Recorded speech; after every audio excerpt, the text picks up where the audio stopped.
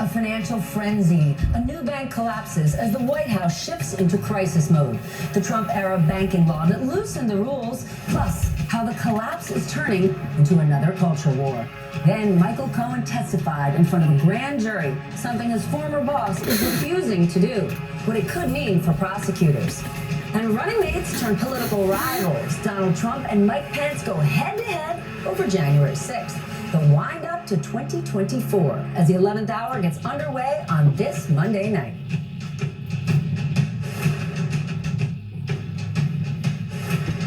Here we go. Good evening once again. I'm Stephanie Rule. Normally I start this program giving you an overview of the most important stories of the day. But tonight, there's only one story, and it is all about banking, money, government, and politics. And that is exactly what we cover here every night. Joining me to dig into all of it, my NBC colleagues Jake Ward and Shannon Pettypiece, and former Wall Street banker turned journalist, my friend Bill Cohen. Before we get into it, let's remind our audience of how we got here. Silicon Valley Bank, the preeminent bank in the Valley for tech. It's where all the startups did their business. In many cases, were forced to do their business. Well, guess what? COVID hits, and remember, tech boomed, huge investment. This bank went from having $40 billion in management to almost $200 billion. Then they made a colossal mistake and invested a whole bunch of that cash that they had in the treasury market and mortgage-backed securities just before interest rates went up. Lo and behold, interest rates go up, the value of those assets went down, and then Silicon Valley Bank had a big hole. They could have privately gone to some big existing investors over a weekend when these things normally happen, and then by Monday said, you know what? We got some rescue financing, we're good to go. Instead, they went out to the public markets to raise money, and they absolutely spooked the markets. And overnight, depositors pulled over $40 billion worth of money from the bank, causing a run on the bank, causing the FDIC to step in, shut them down, and essentially take over. What did we learn last night?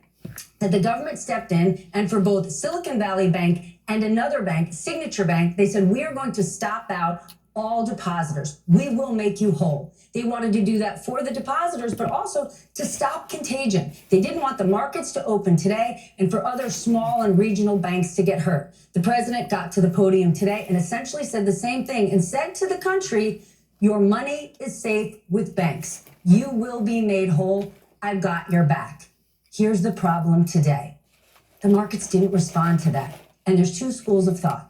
There's Main Street and there's Wall Street. For Main Street, a lot of people around the country are suddenly saying, I heard what the president said, but I'm not with Silicon Valley Bank. I don't know that my money's guaranteed. And people, understandably, were skittish. And they moved a lot of those deposits to other banks. And when the deposits go away, the banks struggle to operate. And that could be happening for these small and mid-sized banks, which we need in this country.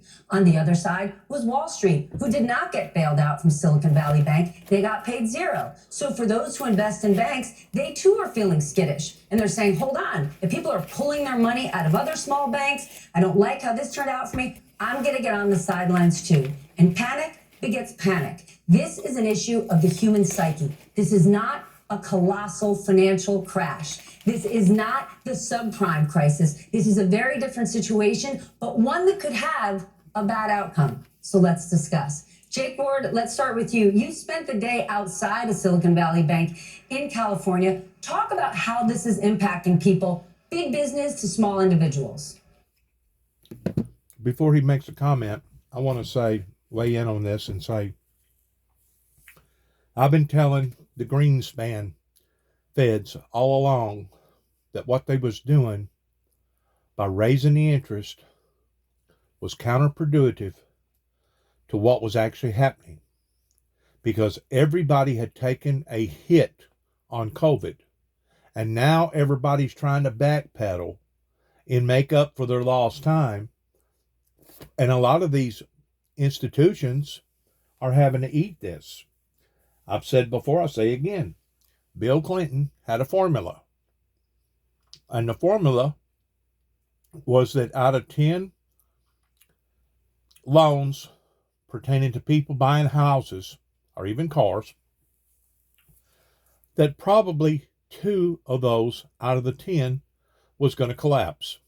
possibly on a bad day 3, but the other 7 would hold to that agreement towards keeping them afloat.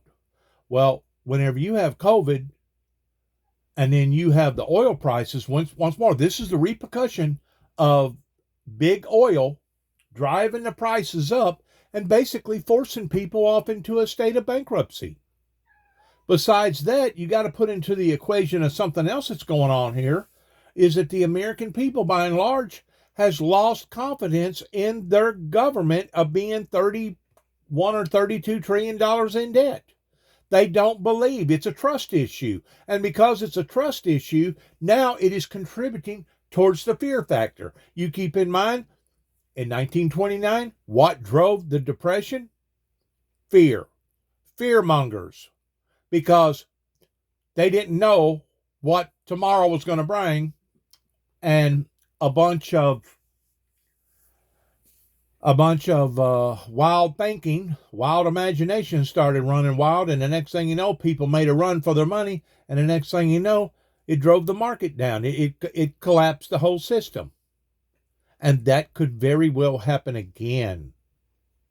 This time, it's even more so towards it being quicker, and the reason why is because of the internet. So many people that's connected now to what's going on in the world. Get over there.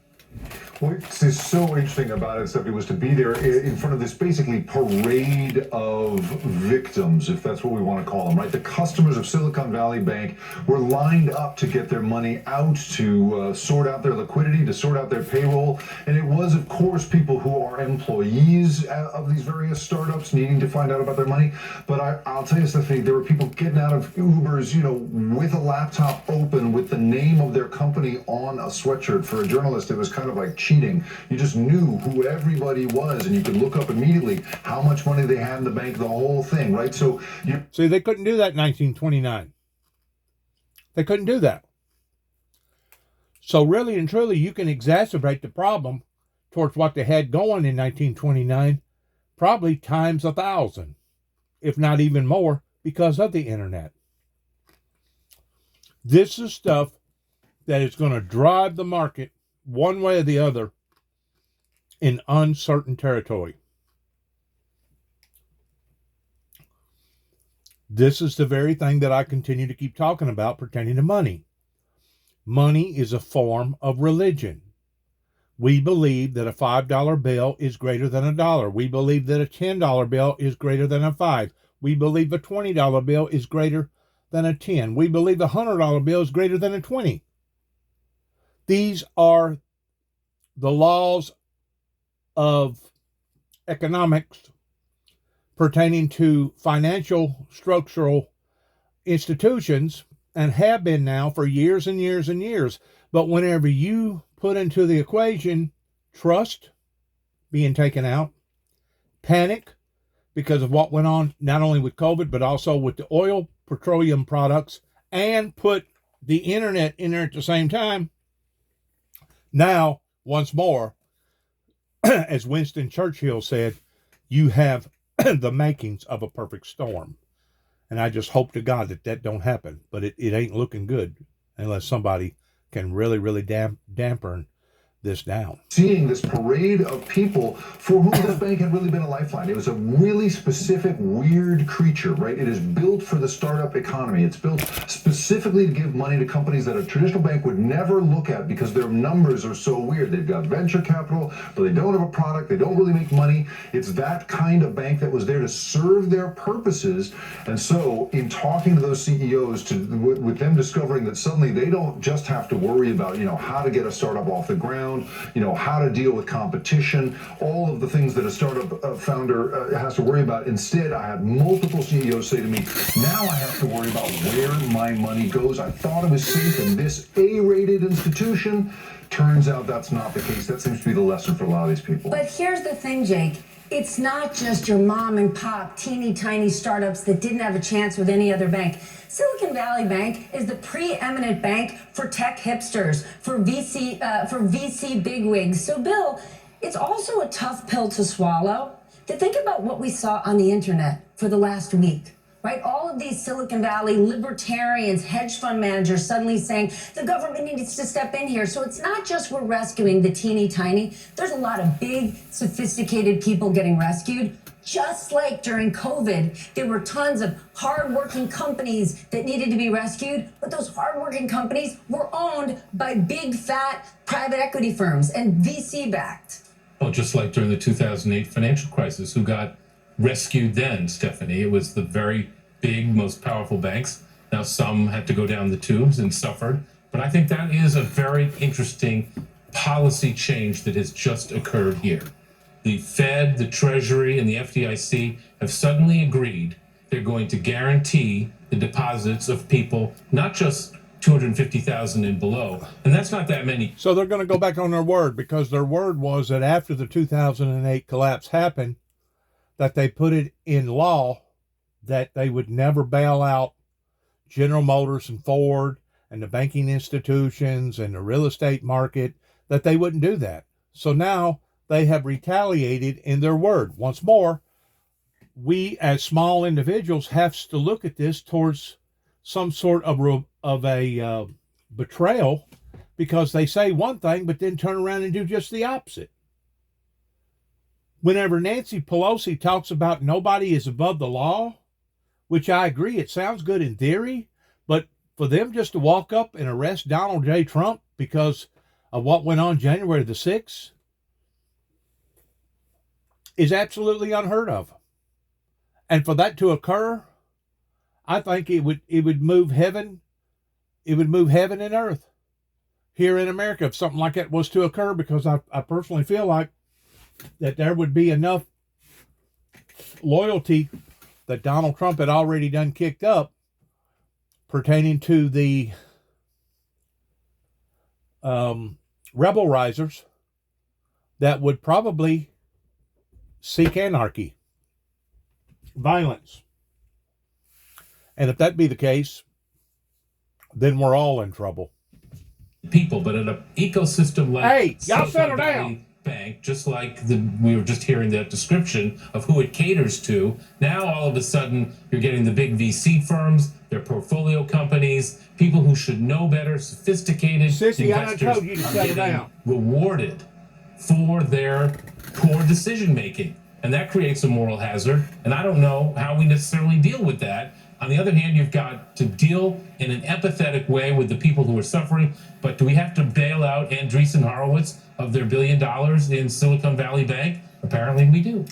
Shannon, let's talk about lawmakers here, because when I look at this, This is the reason why so many of your bigwigs, regardless whether it's your ministers that's holding office in the First Baptist Church, or the principal, or your judges, or your prosecuting attorneys, or this one or that one, that they hold such of a predominance in the community that if you was to nail them in proper form of what that they actually deserve, it would cause repercussions that would basically,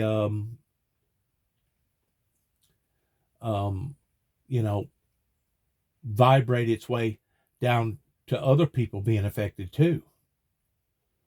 So the whole thing, as far as I'm concerned, is out of whack. And we may very well be staring at something towards apocalyptic, catastrophic event. I hope it don't turn into that, but it could very well do it. To feel like pick a lane, right? In 2018, you saw lawmakers, and they do all the time, argue for deregulation. They say we cannot overly regulate businesses, it strangles them. And in some instances, especially for these small banks, it is hard for them to compete. Because of regulatory capture, giant banks like JP Morgan, they can afford lots and lots more regulation. Smaller banks can't. So there's all these lawmakers that are saying, you gotta let business be business and get regulation out of the way, get big government out of the way. Fast forward to the last week, those same lawmakers who argue against regulation were the first ones to say the government needs to bail out these banks. How can they talk out of both sides of their mouth? And I assume you're gonna say, because they're politicians. Well, part of it is because, like with everything, we now live in a world of red and blue banks. And in the eyes of Republicans, who my colleagues and I talked to today, this bank with the name Silicon Valley in the title, to them is seen as a blue bank. It is the quote unquote woke bank. We saw that a number of times from Republicans, that this is not part of their tribe.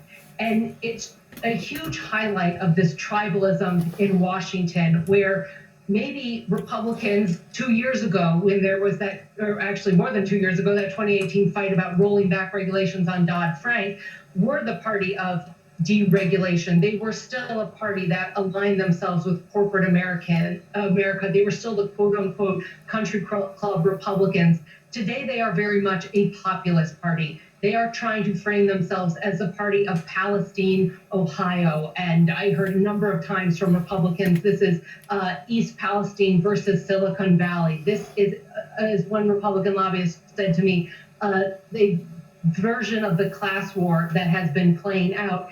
And so in Washington, it was a conversation of tribalism today, more than regulations, more than policy. It was about whose team is this bank on. It appeared to Republicans this was not their team. This was a bank that cared about the environment and cared about diversity. And so in their take, it was a bank that did not deserve to be bailed out. If this was a bank in Houston that supported oil drillers, it could be a very different conversation we were hearing from Republicans. But today, that was the position, and you heard Republicans, this party of corporate America, opposing a bank bailout, essentially, or any efforts to intervene and protect this bank. Okay, then riddle me this, Batman. It's East Palestine versus Silicon Valley, Jake. In both East Palestine and Silicon Valley, smart, thoughtful, responsible regulation would have been really helpful in both scenarios. Yeah, I mean, it's interesting to hear Tara and Bill, describe the stakes here and the way it's being divided up. But I mean, I will say, I have, of course, talked to people who were inside this bank who maybe don't deserve our sympathy, who were so well capitalized, it didn't really matter, right? It may be that's true for a handful of these folks. But, there's also a ton of little companies. I talked to a 7-person company that literally turns a company's data into spreadsheets. These are people who did not take advantage of the lines of credit that Silicon Valley Bank was offering. It did not take advantage of the mortgages that it gives to founders. It didn't do any of that stuff. It literally just used it for payroll. And so I think that the people in East Palestine and the people in Silicon Valley really might have some common cause here in thinking just about how is it that I can put what I think is a very stable conservative business and its banking into this institution and have it go so terribly wrong, right? As many people said to me, I only think about making a product. That's really all I do. I'm no expert in macroeconomics, and the fact that I have to worry about the safety of money in the modern day is crazy. Here's one other thing I'll just say, right, to put it all in perspective. I was speaking to a venture capitalist who deals in emerging markets, right, other countries, and that one of the main selling points of doing business with those people is that they get to bring their money here to the United States, which has, in theory, this extraordinarily safe bank system. In this case, he had to spend his day reassuring people, you know what, it's okay, you're going to be okay. And it did turn out to be okay for them in the end. But these are folks who in the end thought to themselves, wow, does the United States have as reliable a banking system as I thought? And they don't. And until you go over to a future economics towards being able to datally program in your retrievables towards everything that's being done, and unless you maintain some sort of a structure in making sure that the labor force is available, you're going to have problems. There's too many cooks in the kitchen. There's been too many cooks in the kitchen pertaining to the wealthy and the rich sitting back and basically living off the blood and sweat and tears of the working class. And even whenever COVID hit over here in America, those same stimulus checks was going to people that could have pulled their own load 2 to 1 or possibly 10 to 1 above and beyond most of your working class people. But you know what? They still got them checks anyway. They still made them deposits. They're still hanging on to their yachts. They're still hanging on to their vacation homes. They're still putting their children and their grandchildren through college while the rest of us suffers. While the rest of us suffers. So now we got the dog waving the tail instead of the tail waving on the dog. And I've said all along that America is basically living in some sort of a delusion, almost like a time capsule, to the point that, yeah, we're moving, but we really ain't going nowhere. Not in comparison to what we was doing during the revolutionary times that we was thriving and pushing and going and huffing and puffing and making this and making that.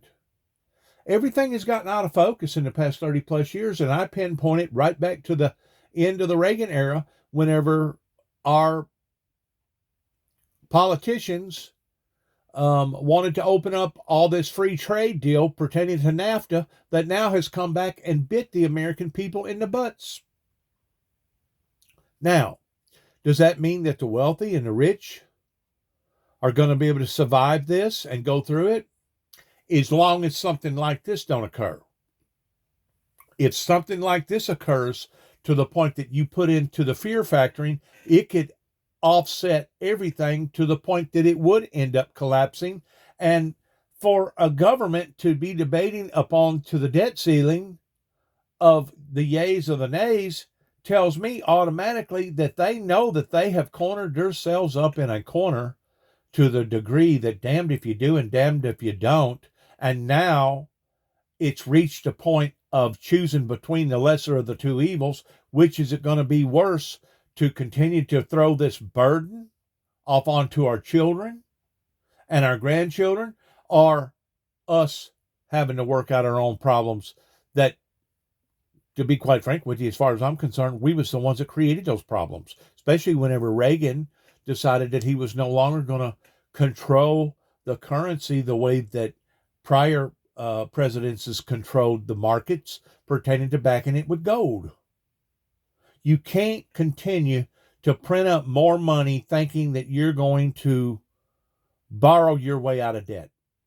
I've heard that now thousands of times from various analysts, money processors on TV, and we continue to keep doing that, printing up more and more $100 bills, and now it's beginning to become unraveled. It's becoming to the point that now, regardless whether we like it or not, it's come time for Paul to pay Peter back, and now Paul don't have the money to pay Peter back. Well, we knew that Paul didn't have the money to pay Peter back. They were just living on some sort of a delusion, some sort of a fantasy. If the truth be known, we was already bankrupt, give or take about, I'm going to say, way before COVID ever hit. We was already bankrupt because we was heading down a slippery slope. Now Biden's going to get on TV and he's going to tell you about the unemployment because of so many people being laid off during COVID, and now all these jobs has miraculously been manufactured, and he's going to tell you the good side of everything. But in reality, he's actually not telling you the truth, not the whole truth. He's only telling you part of the truth. And because of it, that is what has gotten us in this bind. The reputational harm here, whether you are blue or red, is really, really broad. And it speaks, I think, to something larger about banking than any of the political divisions we're discussing here. We certainly do. It's safer than ever. The president essentially got in front of an audience today and said, we've got your back beyond the 250 grand that the FDIC insures. We've got you all the way up. Bill, doesn't that feel, while the administration might not say it is, almost a move towards nationalizing banks, right? If I'm running a bank, say it is almost a move towards nationalizing banks, right? If I'm running a administration might not say it is almost a move towards nationalizing banks, right? If I'm running a So there you go. This is the beginning phases of the one world government. This is the beginning phases of the world order. Because whenever your capitalist can no longer hold their end of the bargain, then they're going to look towards Big Brother and doing it for them. And I'm telling you right now, the cash has been abused and used, and this country has basically been hoarded out so much by so many different American politicians. Once more, too many cooks in the kitchen, too many people going to work in the political realm, basically towards being more concerned about themselves than they are others. This is a sad day. And to be quite honest with you, I don't know that Bill Gates, or if Greenspan was still living, could work the wrinkles out of all this, because of the repercussions of the oil industries raising the prices on top of COVID. And then you got somebody over there in Ukraine right now that don't care about human life, that's willing to kill men, women, and children, while the rest of the world sits idly by and looks at it in awe. In awe. It's one thing to attack people like the Taliban. It's one thing to go over to a country like Afghanistan and go after the people that basically was causing such harm and hurt to other people's lives to begin with. But for somebody just to blow up, kill innocent men, women, and children, daycare centers, maternity wards, parks, funerals, weddings, you're now being put into the same category as the Saudi Arabians that was basically using the Yemens as an onslaught of doing the exact same thing. Doing the exact same thing. Evil trying to manipulate or dominate more evil. What does the Bible talk about? Iron sharpening iron. Huh. Tells you what happened. Read it for yourself. That's the road that we're heading down. And I continue to keep saying that again and again and again, that we're spiraling in the opposite direction towards peace and utopia that this ministry has been a part of now for the past 30 plus years, that nobody wanted to support.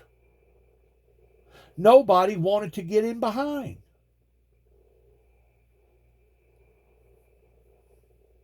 But yet now they talk about peace. And then they turn right around and do just the very opposite. The divorces is higher than what they've ever been. The bankruptcies is higher than they ever been.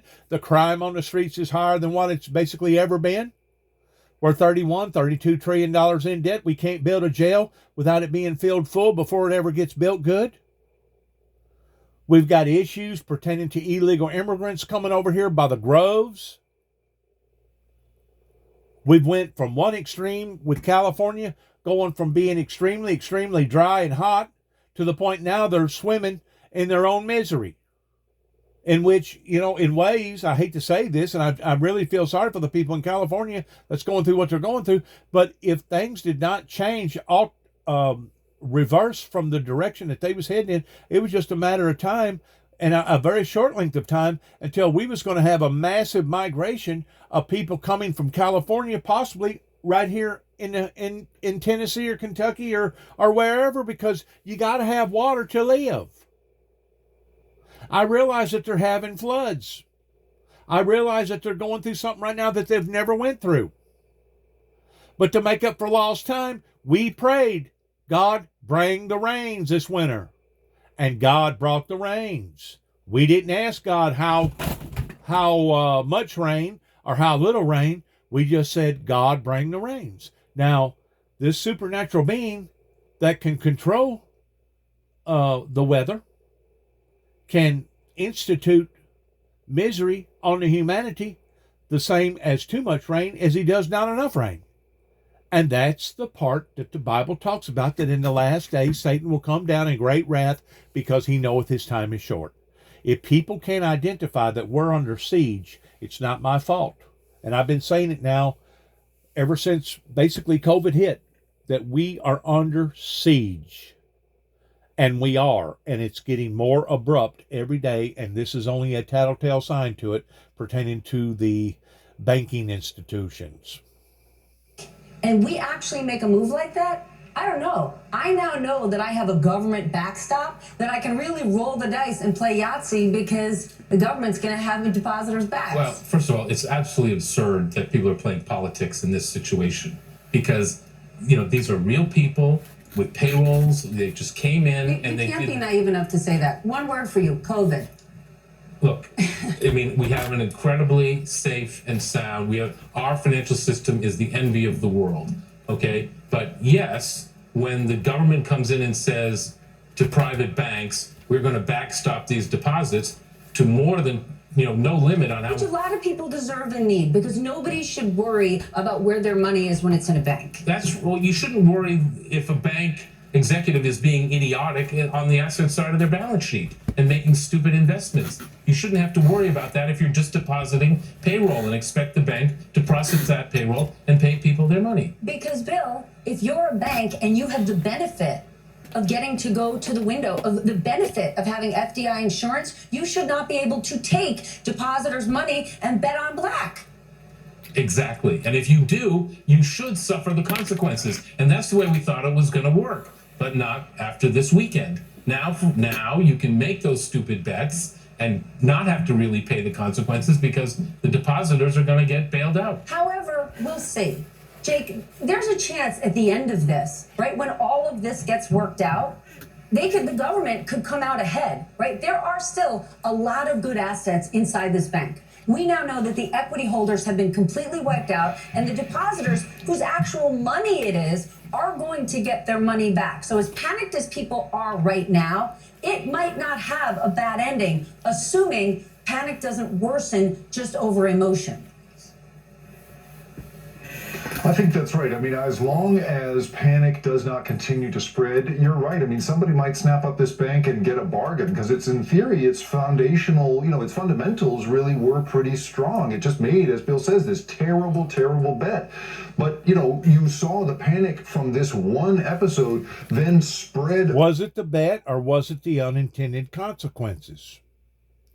Like I said a while ago, as far as I'm concerned, the oil manufacturing companies pertaining to petroleum crude oil should have all went to jail whenever they done what they done. Now, they have done what they have done now about 4, 5, 6 different times in my lifetime, and they have done it and gotten away with it. But this time, whenever they done it, on top of COVID, it has been detrimental in a lot of people's lives, in a lot of companies, in a lot of families, and because of it, okay, let's say you do write a bad check, or let's say you are late on a payment and you're supposed to pay penalty fees on top of the payment whenever you get ready to settle up with the payment. But what good is it going to do to charge them penalty fees whenever they can't pay neither nor? And the reason why they can't pay these things is because the working class people are basically broke. They have sucked up what little bit of money that they did have toward trying to maintain their payment structure with the money that the government did give them. They done what we was told to do towards basically hiding ourselves off in all our living quarters. And now we're trying to backpedal in catching up. And then all of a sudden, here come the crude oil that added insult to misery on top of the war over in Russia, that now you have a recipe, as I've said before, just as Winston Churchill would say, you have a perfect storm going in the opposite direction of peace and utopia that obviously these people in America never did want to begin with. They talked about peace, but in reality, they really didn't want peace, because if they did, they would have supported the ministry. over to Signature Bank, to the bank in New York, which had, of course, some crypto exposure, and a lot of people have been focusing on that. But, former Representative Barney Franks told CNBC today that it was specifically the contagion from the Silicon Valley Bank collapse. So we saw it move from one place to another. There are other regional banks we're worried about now. So I think you're absolutely right that there could be a silver lining for somebody who snaps this thing up, but it is this reputational harm that I think everybody is really shaken by. Gravity suddenly is not trustworthy, right? The ability to just put something there you go. into There's the word a trust. bank system, you can rely on it, suddenly is not as solid as we thought. And it has that feeling, something I feel like I'm always bumping into this in my beat. It just feels like we're making things up as we go along. And in this case, the banking system seems to fall into that category. At least it does for me tonight. Shannon, are politics getting in the way of the truth? On one hand, you have got Democrats saying it's all Donald Trump's fault. And then you turn on to Fox News and they're saying, this is Joe Biden's reckless spending and you should take your money out of banks. And nobody is saying whose fault it truly is. And the answer is the executives at Silicon Valley Bank. And it's just finger pointing. And when we see this, obviously this is nothing new, but that's all it was today, was finger pointing. Democrats pointing their fingers at Republicans, and some Democrats too, who voted for some 2018 rollbacks of Dodd-Frank. Republicans saying this has to do with Biden and going to stimulus checks and actions that they say he took that fueled inflation. It was finger pointing. And that's going to continue. We're heading into debt ceiling debate talks. This is going to be wrapped up in all of that debate that goes on in Washington, too.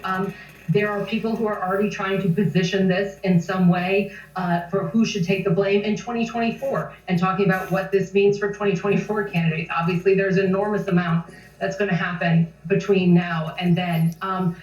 In the past, you could have thought, you pointed to the banking executives that maybe there could be some consensus. People kind of could rally around a common enemy. But in Washington, people don't even seem to be able to rally around a common enemy. They can't even rally around Vladimir Putin as a common enemy. They're certainly not rallying around a common enemy here. With the banking CEOs, they're much more interested in trying to score shots against the other team and position it some way in 2024. Giving out entirely too many images, confusion, giving out too many falsehoods, pointing their finger. Today was a very ugly day in America. From a political, financial standpoint, today was a very, very cruel, indifferent, cold, callous day. Because I think finally people are starting to awaken this hole that they have drugged themselves off into with these politicians that's basically led us down this road of doom and gloom. And now it's beginning to catch up with itself towards Peter paying Paul. Peter can't pay Paul. We knew Peter couldn't pay Paul back years ago, whenever it was getting so far out of tune. And I go back to its original origin of where it become stagnated or corrupt was whenever Ronald Reagan done what Ronald Reagan done in releasing the policies off of our currency the way that he did. Just like I blame Ronald Reagan for allowing for all these psychiatric wards to basically let out all their patients, as long as they wasn't a harm to themselves or a harm to others, just let them out into the open population. Well, you know what? Whenever you let out enough people out there in the open population towards a cancer, it's going to have an effect upon everybody else's life too as well. Now, Hillary Clinton calls them deplorables. I pity the people. I feel sorry for them. I really do. I pity the innocent. So whenever I say it couldn't have happened to a better group of people pertaining to the wealthy and the smart and those that thought that they was above God's laws, those are the ones that has created this for all of us. That now, inevitably, we're all going to have to suffer the consequences on account of. And it's just it has taken 30 plus years since 1988 for all this to now come around full circle. And in ways, I can't deny the fact, and in ways, I'm glad that I'm still living to be able to vouch for my innocence and vouch for my sanity and vouch for the things that did occur that started America on the right path, but they decided to take the left turn instead of the right turn. That led into what went on with Ruby Ridge, the attack on the Twin Towers in 1993, the Waco deal, then Oklahoma bombing, and then some more attacks onto our land pertaining to U.S. military, and then 9/11, and then spending 20 years on an endless war that 11 days later, the very people that we was at war with took back over the country. Now, if these are not backfiring events again and again and again, I will kiss your tail and give you 30 minutes to draw up a crowd. Because I know for a fact, going back to the point of origin of where it began and when it began and who it began with, pertaining to the Reagans and the Bushes, and if people don't see that and understand that, they're either blind or they don't want to see it.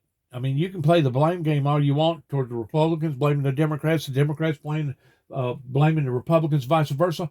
But the fact of the matter is, the mess is already a mess. The milk has done been spilt. The toothpaste is out of the tube.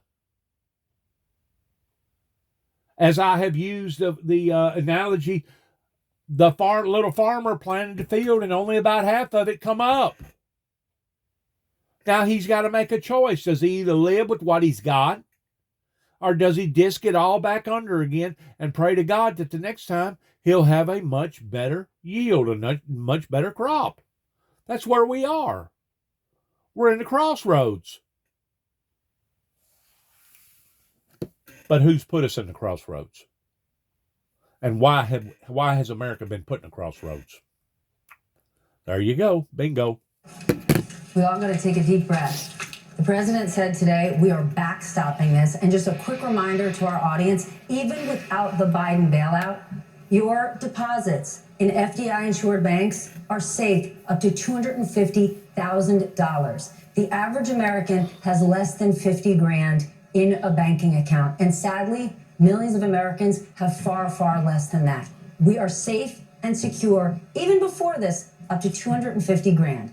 Let's remember that.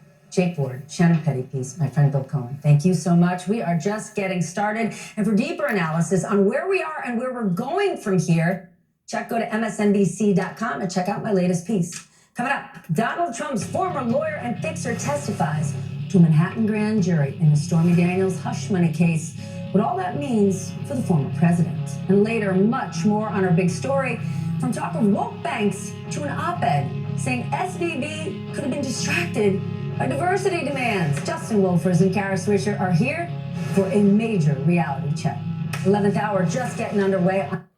All right, let's go forward here real quick. I don't want to really hear nothing about the deal of the Ronald Reagan deal, because to me that's just, it's old news, and it's a grinding sore. It's a distraction as far as I'm concerned towards where we should be focusing in on trying to solve our problems. All these distractions is just exactly that. They're distractions, and it takes our minds off of where we should be towards discussing the problems at hand.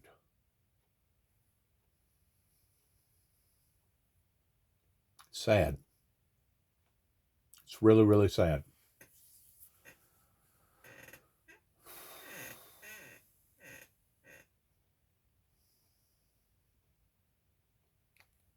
Here we go. Now coming out at... Back up a little bit, right there. 800-669-5026.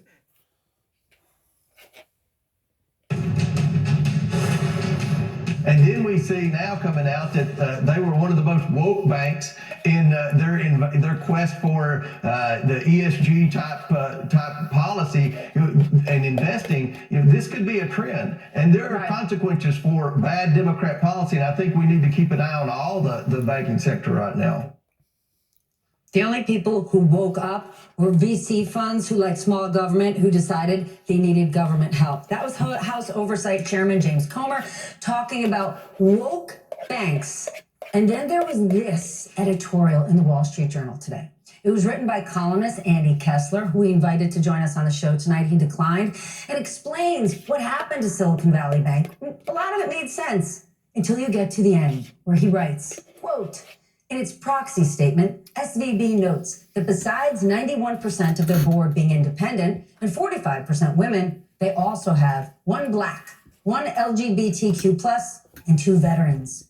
I'm not saying 12 white men would have avoided this mess, but the company may have been distracted by diversity demands. With us for more, my dear friend Kara Swisher, editor-at-large of New York Magazine and host of the podcast Pivot and On with Kara Swisher, and Justin Wolfers, professor of economics and public policy at the University of Michigan. Kara, refresh my memory. Yeah. When the actual financial crisis happened, the entire investment banking industry was led by white guys. What was under it was the festering subprime crisis, and there was not a band of LGBTQ transgender mortgage brokers selling upside-down mortgages to people across this country. What kind of nonsense argument are they making here? It's nonsense argument. It's when I saw that, I was shocked. And the same thing that Comer was saying, he's completely ignorant. Silicon Valley Bank, for a long time, it was a joke in the Valley that it was all men that were running it. A lot of women VCs wanted to get on the advisory panel, and they were locked out. They never got on it. There was nothing woke about this bank. It was very, I would say libertarian, maybe, if you had to pick something, but not particularly political. This was about bad investments or investments they held on to. They got caught in a squeeze, essentially. And to do this is just a ridiculous, nonsensical right-wing talking point that makes no sense. This was just about finances and about what's happening in the economy and their exposure in that regard. To do this, I don't even understand it. It's just a talking point. Everything is a woke something. Woke AI, woke banks, woke pancakes next, I'm sure, something. Yeah, but this one I really don't understand. You can make tons of these you can make tons of these anti-woke arguments, and there's a lot of people that'll try to buy into it. But this one, Justin, right? Ron DeSantis is coming off a big fundraising trip to Palm Beach. You know who lives in Palm Beach? Really rich Wall Street people who know full well that this is a garbage, nonsense argument. And trust me, none of them want to take my call today and all weekend when I'm going, you think it's because they were woke? They're avoiding my call at all costs because they know how ridiculous this is. So how does this help Republicans? I know they like the ultra MAGA crowd, but they also like rich donors. I mean, the real problem here is that this was a bank that made really, really big bets. And sometimes when you make a bet, you lose. Why was a bank allowed to make really big bets rather than keeping some money in the vault? Because of a 2018 Trump era weakening of our financial protections. So what do you do when you're caught with your pants down? You say, hey, let's look that way. The talking point here is ridiculous and absurd. You, of course, pointed to the 2008 financial crisis, which I'm sure probably had no shortage of white men. If you want to talk about representation at Silicon Valley Bank, you might think about the representation of the CFO being ex-Lehman Brothers. That's a hiring point for you right there. Or, if you're really worried about the damage that white men do, we should go back to an earlier era where white men ran the financial sector literally from top to bottom. I think that was called the Great Depression. Kara, let's talk about this libertarian idea. There was this great quote. I know you and I both laughed about it over the weekend. There are no atheists in foxholes, and there are no libertarians in the time of financial crisis. Talk to us about what we just saw go down on Twitter over the last 5 days. All sorts of libertarian types who panicked the markets, right? Really successful investors who, by the way, could have called any lawmaker, any startup company, any CEO, any bank, and voiced their opinion, given their advice. But instead, They took to Twitter. They went inside the movie Right. theater and said, fire, fire, fire, worsening the panic and inflaming this bank run. Yeah, I don't necessarily think caused the bank run. That was when the VCs started calling and saying, get out of the banks. But I think what they were doing was, I call them screaming memes. They're just like, they're creating chaos and they wanted to blame the government, and the government's not doing anything when the government was working all weekend and came up with a pretty elegant solution that is not perfect, but it's definitely it's not a bailout. It's exactly the kind of thing they would talk to having wanted. I think they were worried because something happened to them and they were not getting paid attention to. And it's sort of like, someone that drives a waiter crazy. Excuse me, do you know who I am? And that's what it reminded me of. And it was one of them was in all caps. It was just so, I don't even know what to say. It was just ridiculous. And suddenly they embraced government. So now Musk can now look at all these people and say, you know what? It's come back to bite you in the tail. You wanted to criticize him. People wanted to throw him under the bus because of his decisions that he's made. And now it's come back and bitten all of them in the tail. So people like Mr. Musk can basically say, nanny, nanny, boo, boo, I told you so. And now it's going to affect everybody. It's carelessness that can lead into something devastating if the powerful and the rich and the wealthy, the 1%ers, aren't willing to lean and help out the middle class and the working class. It's only going to get worse. Hey, where's the government? Oh, I thought you hated the government. Oh, except this. And now the government's incompetent. Well, then they solved it. Oh, I'm so glad we pulled the fire alarm for the fire. I was like, there wasn't a fire until you started screaming. Like, it was such an embarrassing display of, it's hypocrisy. of performative nonsense. I don't know what else to say. It's hypocrisy. A lot of VCs, let me just say, Stephanie, a lot of VCs, great VCs, did step in and were calm. They formed groups. There's a lot of them. It's a small group of them that are constantly, they're either experts, they stopped being experts on COVID. The Oscars, they didn't have any thoughts on it, so they decided to weigh in on banking. And now they're banking experts. So, but Kara, great. I don't know. We can laugh at them. We can call them absurd. They were successful. They got exactly what they wanted. I have some. No, I don't think what they were tweeting. Yes, but go ahead. They got what they were doing. Yeah. This is not just inanity, it's a strategy. You don't want your bank to go down, so you keep quiet while it's your bank going south.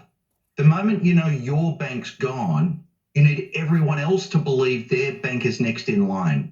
Because once that happens, you get the political momentum for exactly the sort of deal they ended up getting, which is the federal government standing up and making sure that every single VC in the Valley gets 100 cents for every dollar they had there. Their whining was about creating panic to create a government solution. And they got what they wanted, the rescue. Fortunately, that rescue is helping all sorts of all sorts of depositors, the smallest to the biggest. Kara Swisher, Justin Wolfers, thank you so much. Kara, I know you just got off a plane. Thank you for joining us. But what is this saying to our enemies and to our allies across the pond? What is this saying to them about the American government strategies? Like I said, in 2008, shortly after that, they put it in law that they was no longer going to bail out General Motors and Ford and whoever else that they bailed out, the banks, the real estate markets. They pretty well made that official. And now they have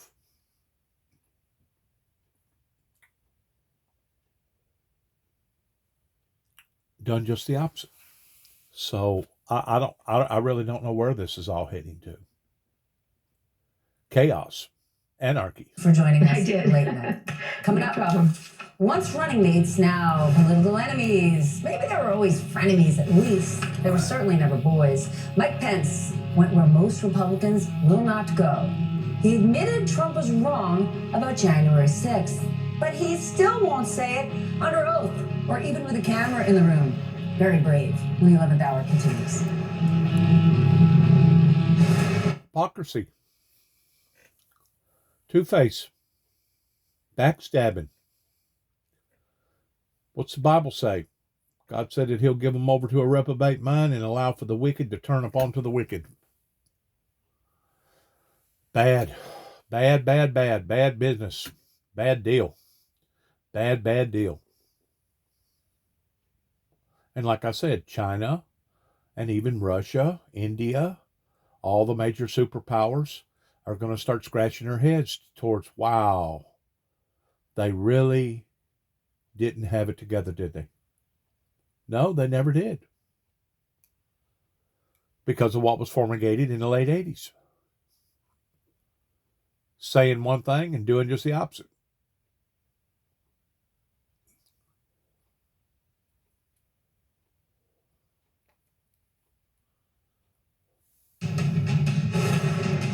Let's watch a little bit of this. Is a freely and fairly elected president. Yes. And you believe there was a violent insurrection on January 6th? Yes. Doesn't it complicate your life, though, as a Republican when you have, the Fox ecosystem and others out there saying, well, there really wasn't an insurrection. It was a peaceful demonstration. Everybody has their interpretation and their spin. God bless Mark McKinnon. Some Republicans still cannot agree on what we all saw on January 6th. And that very public disagreement includes the biggest names in the party, like former Vice President Mike Pence and his former boss, Donald Trump. Over the weekend, Pence said Donald Trump was wrong about January 6th and that history would hold him accountable. Back with us tonight, David Plouffe, former Obama campaign manager and senior advisor to the president, and Mark McKinnon himself, who you just saw in that interview, former advisor to George W. Bush and John McCain, clearly from there, one of the co-hosts of The Circus. Mark, Mike Pence, this is the guy who vowed to fight the DOJ subpoena about January 6th. On what ground can he say history will show that Donald Trump was wrong? He seems to think that he's going to get some credit with the Trump faithful for somehow pulling some executive privilege string or some, way to dodge the subpoenas. At the same time, he's out there trying to be the truth teller on January 6th, on November, on the election, on Social Security and Medicare and the future of those entitlement programs, actually saying things that need to be said. But there's no truth lane in the Republican primary if you're running for president. I mean, nobody wants to hear that. And yet he's chosen to be the one to carry that torch. David, I want to share what our friend Claire McCaskill said about Mike Pence's comments. I don't think he's quite figured out that strength is not conveyed through waffling. And the fact that he picked the gridiron is an indictment of him because he knew there were no cameras there. So nobody can make an ad of him saying Trump was wrong. Here's the thing, David, that hardcore MAGA crowd, many of them were the ones chanting, "Hang Mike Pence" on January 6th. And to Mark's point, if he actually wanted to take a different lane and go entitlement reform and small government, there is a faction of the party waiting for him with open arms. What lane is he trying to go for? Yeah, well, you have to pick your lane. I agree with Mark. I mean, I think it's a very small lane, but right now he's in no lane. So I think there's very limited upside for him to be the truth teller, but he ought to try and get some upside, rather than basically antagonizing everybody. The people who'd like him to speak more forcefully and publicly about January 6th. And by the way, he was one of the few people in that orbit willing to stand by the Constitution. That's not going to get him the Republican nomination. But this, hiding behind closed doors and sort of whispering these things is not going to appeal. By the way, particularly in states, in the presidential primary where independents can participate, where people can cross party lines, maybe there's a bigger lane there. Again, I don't think enough to win, but I'm puzzled by this. And maybe it's because he's conflicted, quite frankly. And maybe we're all watching that very painful process play out. But it makes no sense politically not to figure out how am I going to maximize the limited it may be upside to this. And I think his team's got to figure out a way pretty quickly to right size that. By the way, it's entitlements now. It's January 6th. It's the election. He and Trump, and by the way, Pence now has a different position on Ukraine than Trump and DeSantis, very worryingly, that the two Republican frontrunners basically want to run away from Zelensky in Ukraine and into Putin's arms. Not surprising from Trump, perhaps. Very disappointed that DeSantis said that, I think, just today. Here's what's puzzling to me. What Donald Trump said just today about Mitch McConnell. We do have to do something about Mitch McConnell. He's a disaster. He's a disaster. He gets his 10 guys and they give Biden whatever they want. There's something going on that doesn't make sense. They give him whatever they want. He gets his 10, 12 guys and they vote in order to give the passage because you need the 60 votes usually, and they vote and they give him what he wants. I just cannot understand. Nobody can understand it. We got to get him the hell out. He's a problem, big problem. In the meantime, I hope he's feeling well, but he's a big problem. Okay, that is obviously not true. Mitch McConnell spent 8 Obama years doing one thing, blocking him. But where do you think Mitch McConnell's head is at right now? Does he really want to stay in this game? He's not going to be Senate Majority Leader for the foreseeable future. He's taken a beat down from all sorts of the party, including Donald Trump. Any chance he says, you know what? I'm going to bow out. I don't need to finish this term out, and I can make a lot more damage running dark money. I don't think so, because I think at the end of the day, he sees himself as somewhat of a bulwark against the complete meltdown of the party. I mean, and he's one of the few, but he's got a position of power, and I think that he wants to exert that influence as he has over the years. And I think that there are a lot of people around him urging him to stay on and to seek the leadership again in 2024. So. I think he's mission driven, as contrary as that may seem to you. I think that he feels like he's one of the last pillars of whatever virtue may be left in the Republican Party. Yeah, I'm not arguing it. I don't necessarily. I think there's a lot of people who don't stand by that mission, but it's clear he's got a game plan. I think that's why he's there, and I think that's why he's sticking around. And pray he gets better and gets back soon. David, what do you think? Well, I think he probably thought he was going to be Senate leader after the 22 election. So we shouldn't, get too far over our skis, but it's a very tough map for the Democrats in 24. McConnell has had the rug pulled out from him multiple times over the last couple of decades, where largely, and he has spoken to this, two extreme Republican Senate candidates have cost them probably over the years, 8, 10, maybe even 12 Senate seats, kind of a political catastrophe. So, but he looks at the Senate map, and I'm sure he believes that they have a good shot to retake the Senate, even though I think, the Democrats are probably right now. All these inflictions, we started out with a medical infliction pertaining to COVID, where it says in the Bible, in Revelation's first part, that he will throw us off into a sick bed. And now we're looking at financial inflictions. So yes, we are definitely heading in the direction towards great tribulation if they can't turn this around and stop it. It's a runaway train. And just as Winston Churchill has said, and I use him for a background, that it's a perfect storm brewing. And I don't know that anybody could actually stop the train from wrecking. It's gaining that much momentum every day towards looking like it's going backwards more and more and more. It's heartbreaking. It's nerve-wracking. Who each like to bake? Nerve-wracking. I mean, people like myself that don't have nothing, it's kind of like whenever the 1929 Depression hit, the poor people that was already poor, they didn't have nothing to lose. They was already poor. So in essence, they didn't really feel nothing.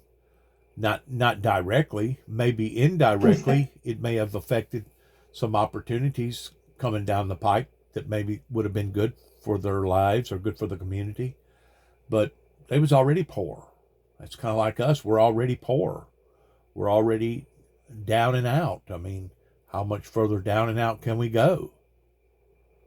Well, it usually starts at the top end, is what they claim, and it rolls down from the top. Included. The last thing before we go tonight, every Oscar all at once. All right, maybe not every Oscar, but seven wins for Everything Everywhere All at Once, including Best Picture, Original Screenplay, Directing, and 3 of the 4 acting categories. The legendary Jamie Lee Curtis won her first Oscar for Actress in a Supporting Role. Ka Hui Kwan was this season's comeback kid. He's best known for his childhood roles in Goonies and Indiana Jones and the Temple of Doom. His big win for Best Supporting Actor made him the first Asian actor to take the category in 38 years. Then later, Indiana Jones himself, the one and only Harrison Ford, presented the award for Best Picture to his old co-star's film. That led to these amazing side-by-side photos decades later. And of course, our friend Michelle Yeoh, who told us last week that this award matters. She made history as the first Asian woman to win Best Actress. Here is just a sampling of some of the best moments from those speeches. Dreams are something you have to believe in. I almost gave up on mine. To all of you out there, please keep your dreams alive. To all of the people who have supported the genre movies that I have made for all these years, the thousands and hundreds of thousands of people, we just won an Oscar together! For all the little boys and girls who look like me watching tonight, this is a beacon of hope and possibilities. This is proof that dreams dream big and dreams do come true. And ladies, don't let anybody tell you you are ever past your prime.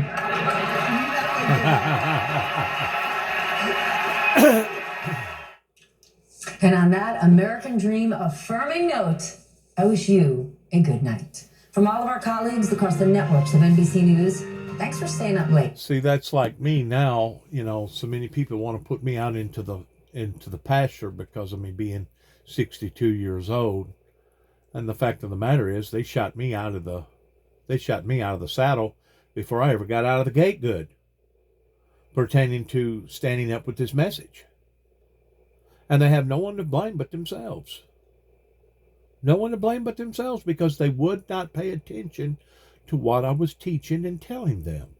Well, now it's coming back and biting them in the butts. So now I'm like Musk. I can sit back in the corner and say, told you so, nanny nanny boo boo, told you so, nanny nanny boo boo. Good luck to all of us. God bless America. God bless our troops. God bless America's endeavors towards where we go from this moment on. And good luck to each and every one of us. Heaven help us all. And as we end our program by saying, Shalom.